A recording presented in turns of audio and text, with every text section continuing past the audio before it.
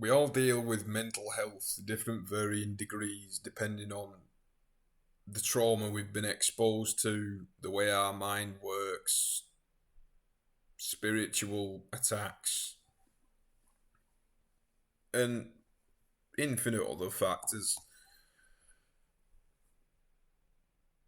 The general sort of attitude of how these things are dealt with, I think, is way out of alignment in what's actually effective at solving the problem. And today I want to discuss what I've learned and what's been effective in my own wrestle with darkness.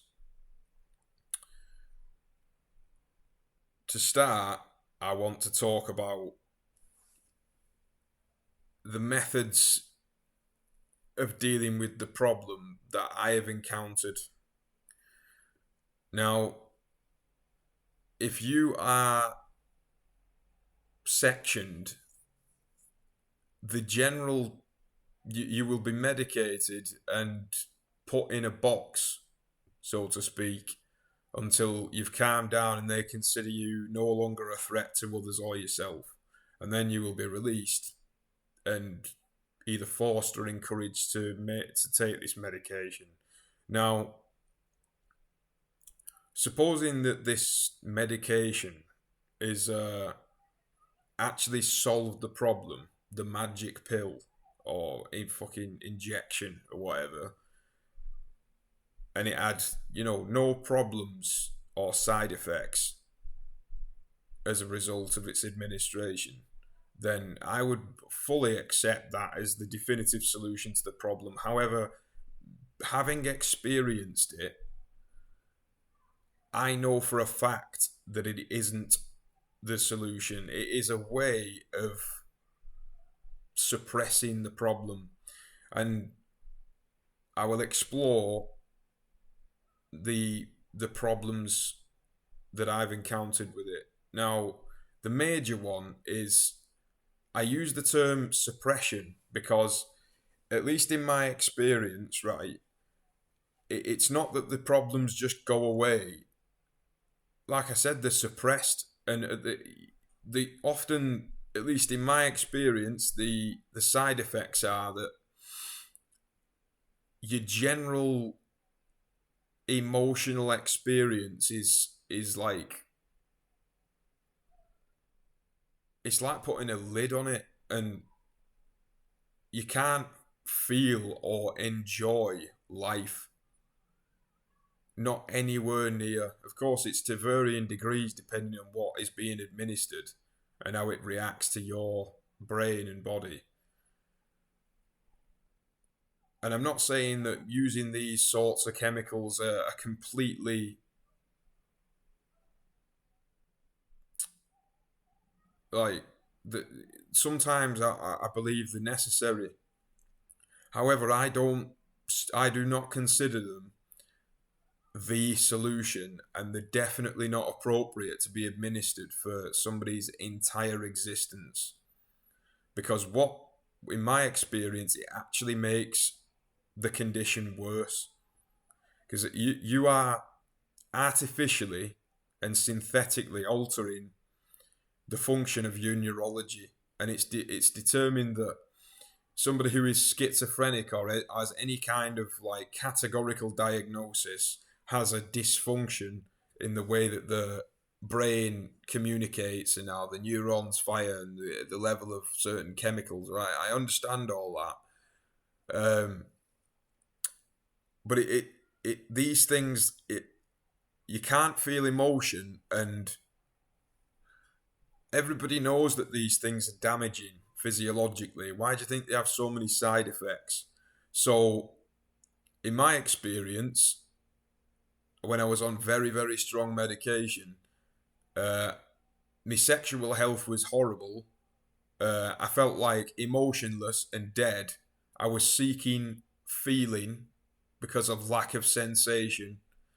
I experienced depression, uh, difficulty articulating myself, certain horrendous side effects like my eyes would like I would have episodes where it'd go on for hours, where my eyes would constantly look up, and when the psychiatrists opposed with this, they seem to not fully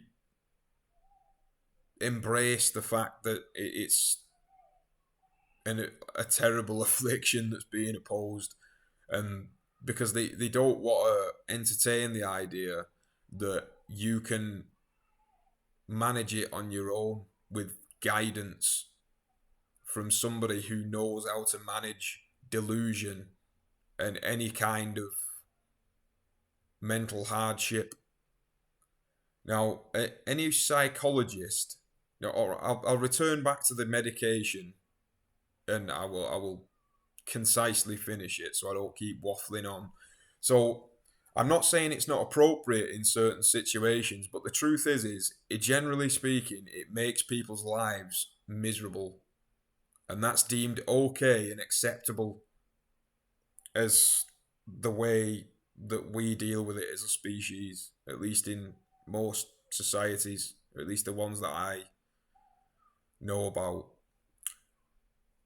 I don't believe I know that there's another solution, and the solution is it revolves around guidance from those who are wise, those who have wrestled with the same things, and those who have managed to prevail amongst all the darkness. And it's about faith and belief and support and connection and all the other things that any good psychologist will mention when somebody's life is falling to bits, like having goals that you work towards, achieving growth, forming meaningful relationships, sustaining yourself in terms of finance, and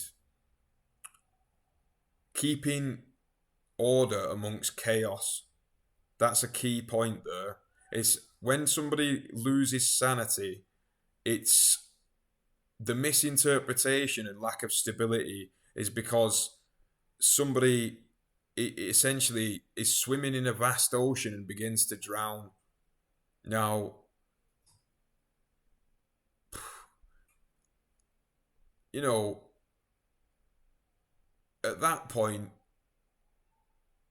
you're either going to have to do it on your own or you need help. Now, sometimes some of us are, we isolate ourselves, or we simply have no one there to connect to, or nobody will take you seriously. I know that it's the truth, and anybody can say, oh, well, just reach out, just talk about it.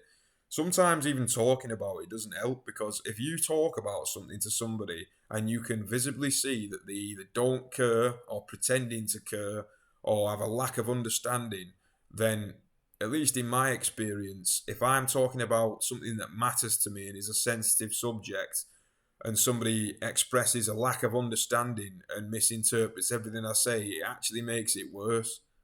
So I get it. Sometimes you're on your own. However, in that situation, it's about the purpose and meaning that will keep you afloat. Because if something brings truth to your life, if you're becoming delusional, that's in the middle of the ocean. That's the thing you need to hold on to that's keeping you buoyant. Because no matter how fucking strong you are, no matter, you will not give up. At some point in a vast ocean, you're going to fucking fall asleep and you're going to start drowning. So, this imaginary ocean, you can attract something to hang on to, and then you've got to you've got to think about it logically, problem solve, use your intuition. Very difficult when your life's falling apart, but it's the reality of the situation. Now, I don't have all the answers. It's an ongoing battle for me. My own troubles with sanity. But I can I can say that I am constantly learning and I'm getting better. And that, as a species, is what we need to strive to do. Because if we think that our means of dealing with this problem that I'm talking about uh, ideal, then we're delusional. I mean, that's the problem, right? What I've noticed is I'm not saying that I'm not delusional because you've got to conceptualize what is a delusion. A delusion is an absence of truth and a misinterpretation of certain aspects of reality for whatever reason that may be. So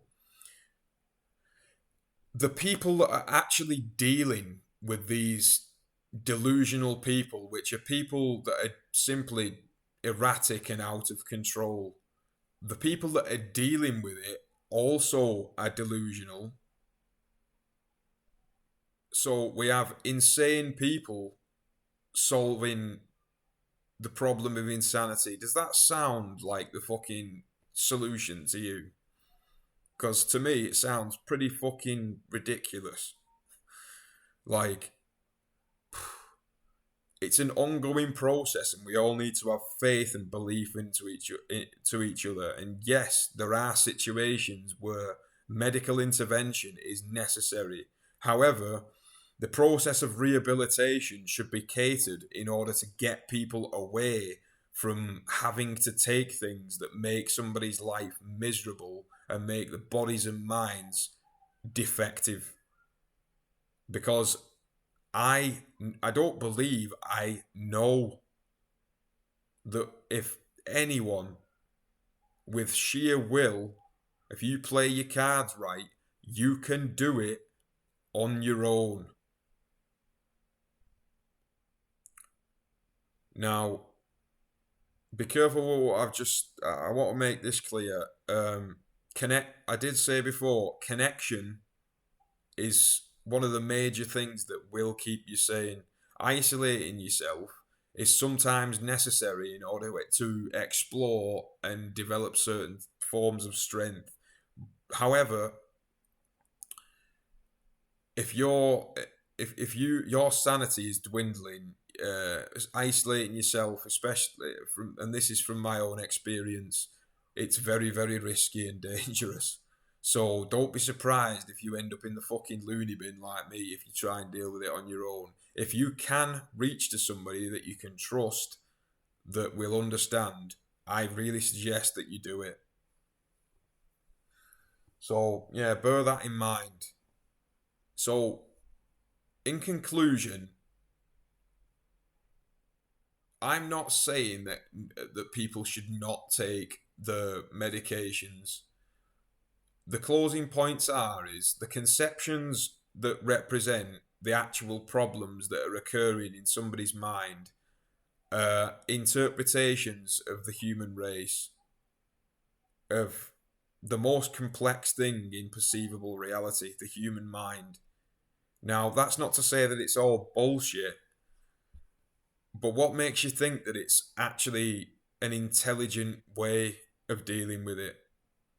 Because it seems to me like often the way it's dealt with is they assess what's available to them in terms of the behavior interpretations that has been witnessed, and then they give you a diagnosis of which it's very common that people are misdiagnosed, and then you are basically fucking given some sort of horrendous medication that is picked out of a hat and then told you're getting better when you're having serious mental and physical life ruining fucking side effects as a result.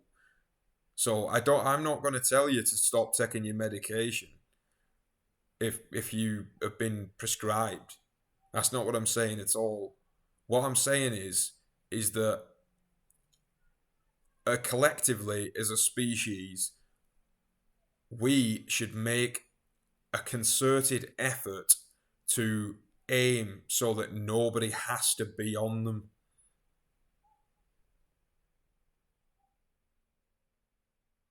Because the truth is they cause suffering.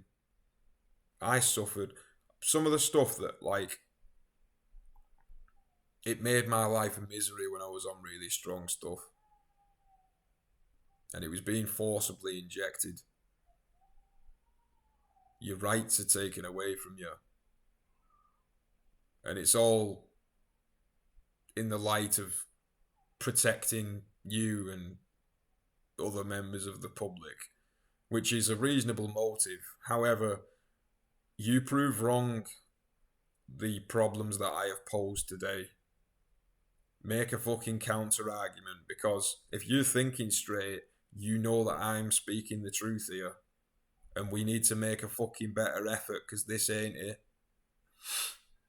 So, in closing, believe in yourself, trust the universe, and make the best decisions you can. That's the best way of dealing with your mental health problems. Do not give up.